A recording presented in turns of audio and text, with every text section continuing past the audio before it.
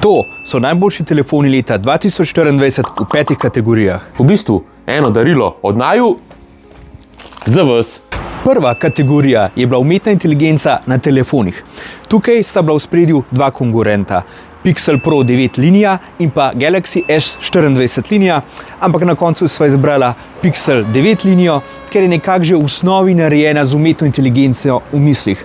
Za več informacij si pa pogledajte najin video od Pixel Pro 9 XL. Druga kategorija je kamera na telefonih.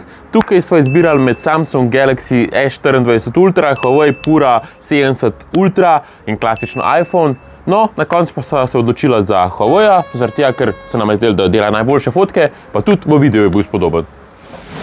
Tretja kategorija je najboljši telefon za okoli 500 € ali pa celo manj. Tukaj je bila kar huda izbira, ker je bilo res veliko konkurentov, ampak na koncu se je odločila za OnePlus Nord 4, ker za dobro ceno ponudi dobro baterijo, hitro polnjenje in pa solidne kamere za ta cenovni rang. No, četrta kategorija pa je najbolj presenetljiv telefon leta 2024 in tukaj zmaga lahko samo en. Vivo X200 Pro.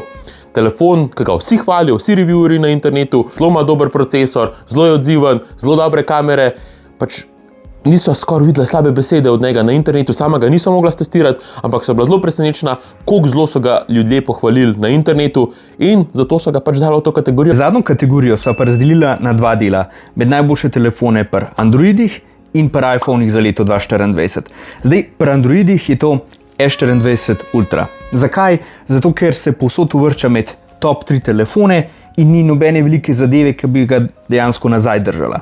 Pri iPhonih je pa to iPhone 16 Pro. Zdaj, zakaj Pro in ne Pro Max? Zato, ker pri Proju dobite vso funkcionalnost Maxa, samo da ga dobite za cenej.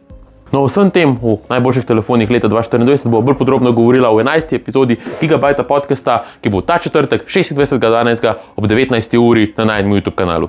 Ja, nič, pridite na jo pogledat, tam bova kakšen telefon še dodala, malo bova še pojasnila, zakaj se kakšen telefon dala v kakšno kategorijo, lahko na jo boste še kaj vprašali, tako da pridružite se nama.